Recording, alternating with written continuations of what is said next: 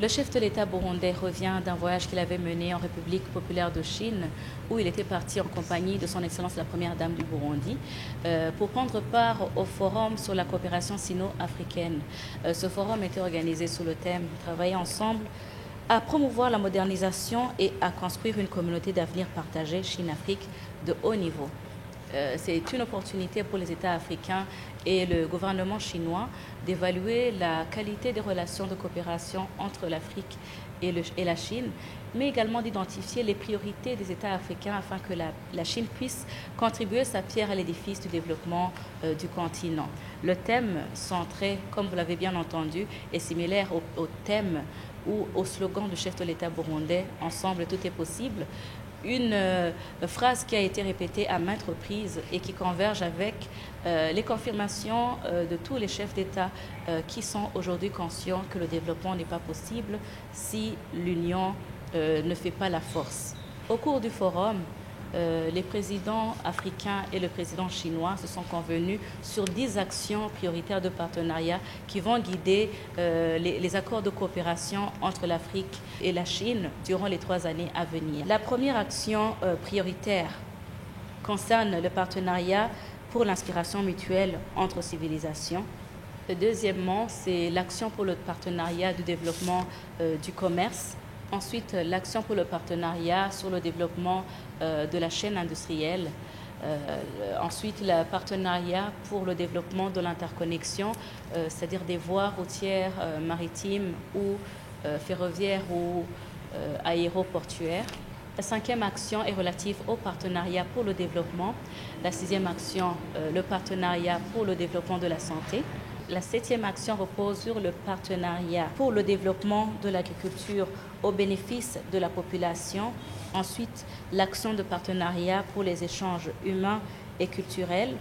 9e, l'action pour le partenariat du développement vert, soucieux de la protection de l'environnement. Et enfin, l'action pour le partenariat dans le domaine de la sécurité commune. En marge de ce forum sino-africain étaient organisées des conférences thématiques où le chef de l'État burundais a pu prendre part à la conférence organisée sous le thème de l'industrialisation et de la modernisation agricole.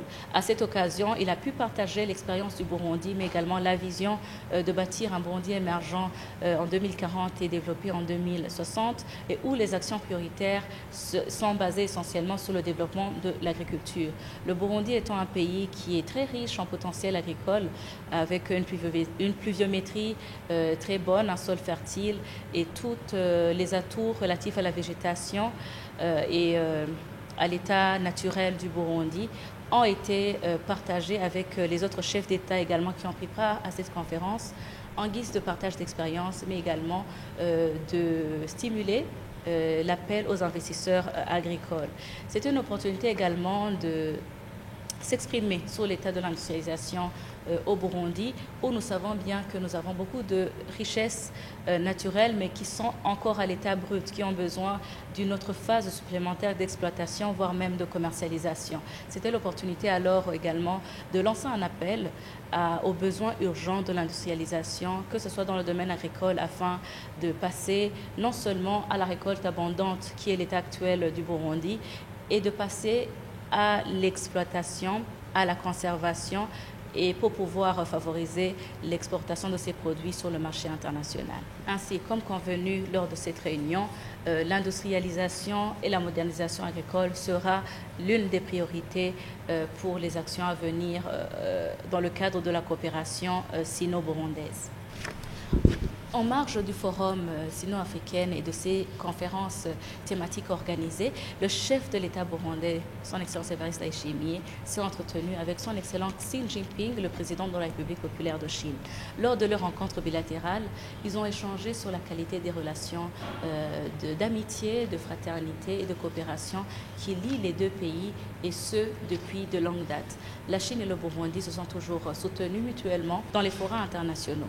La Chine et le Burundi sont des pays qui se sont toujours soutenus mutuellement dans les forums internationaux.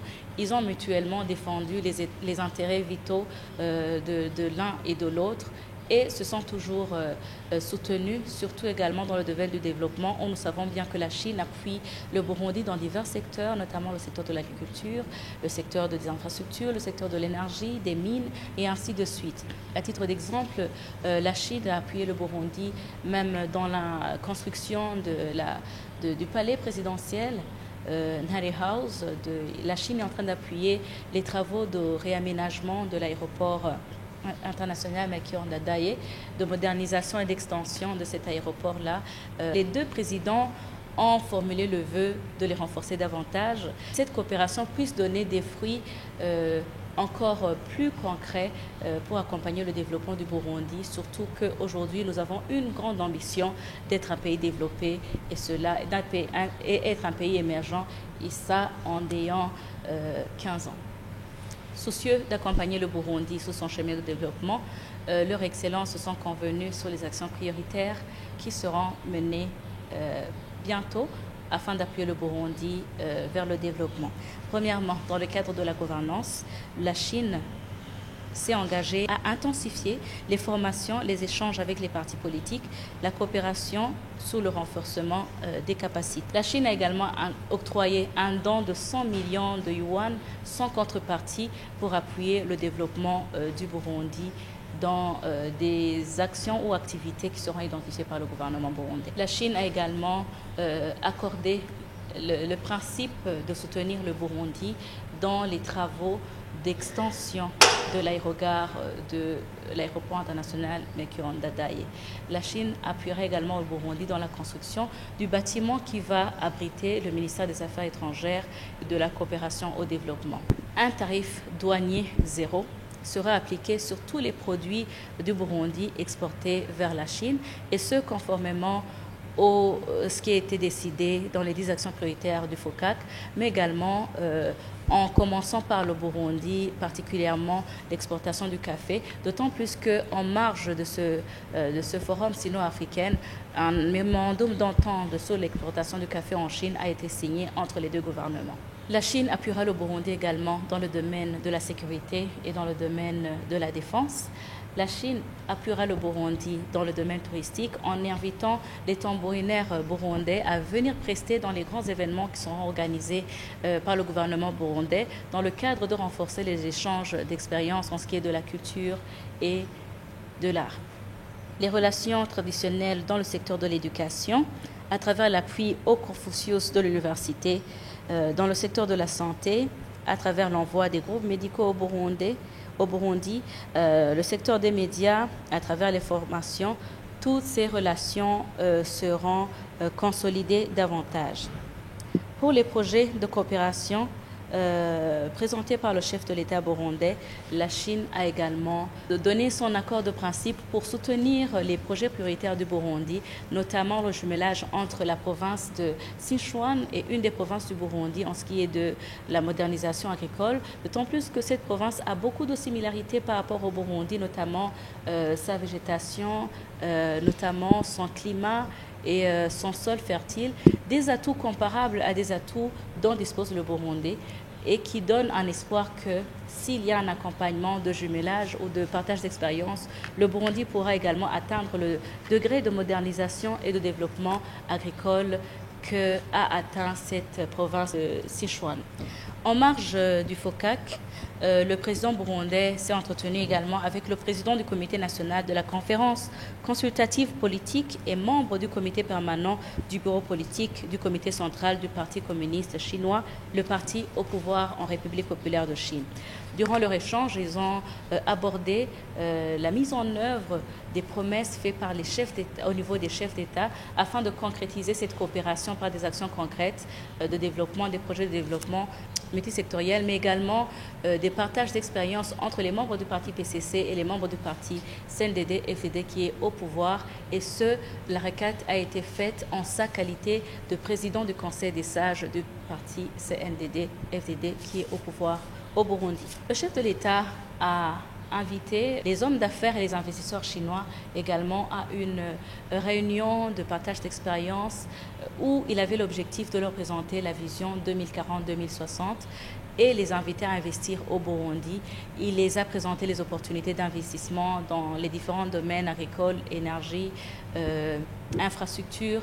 Vous savez bien que le Burundi, c'est un pays qui regorge de beaucoup de ressources naturelles, mais qui ne sont pas encore exploitées, qui sont encore à l'état brut. Sachant que la Chine est passée par là où nous sommes aujourd'hui et sachant également que notre vision rejoint l'état actuel de développement de la Chine, c'était une opportunité et c'est un espoir également pour nous, pour les Burundais, que nous pouvons y arriver. Nous pouvons y arriver, mais avec ceux qui sont passés par là. C'est pour cela que le chef de l'État a pris cette opportunité. D'abord pour les féliciter en tant que secteur privé, car c'est le secteur privé qui est toujours au centre du développement de toute nation, et de les inviter à venir partager l'expérience, leur expertise et amener leur investissement au Burundi, qui est encore un pays vierge et qui peut également atteindre le niveau de la Chine. Les investisseurs et hommes d'affaires chinois se sont réjouis de cette réunion où ils ont félicité le Burundi, ils ont félicité le chef de l'État et ils ont également témoigné de l'appréciation du Burundi, qu'ils ont du Burundi.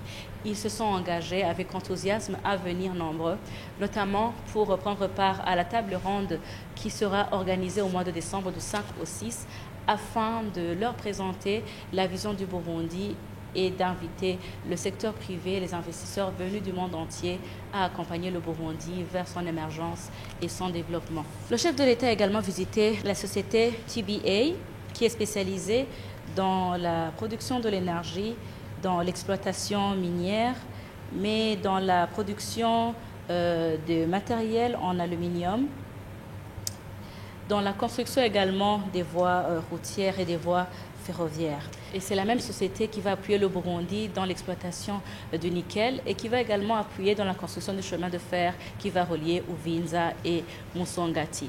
Après un séjour dans la ville de Beijing, le chef de l'État s'est également rendu à Guangzhou, toujours dans le même cadre du partage d'expériences. Le chef de l'État à Guangzhou a visité la société Grand Blue, une société qui est spécialisée dans la transformation des déchets organiques, de tous les déchets, et qui produit de l'eau à partir des produits recyclés, des matériels et de l'énergie à base du gaz d'hydrogène. Après la visite à Grand Blue Company, le chef de l'État a visité la société Nahai Foshan, une société qui est spécialisée dans la fabrication de l'énergie issue du gaz d'hydrogène, une énergie qui alimente les véhicules, les motos et ainsi de suite, qui est produite dans le cadre de protéger l'environnement et éviter l'émission du carbone. Tous ces deux compagnies œuvrent dans le domaine de la protection de l'environnement, un secteur qui est au cœur des priorités du chef de l'État également, afin de bâtir un développement, mais un développement vert, un développement soucieux de la protection de l'environnement.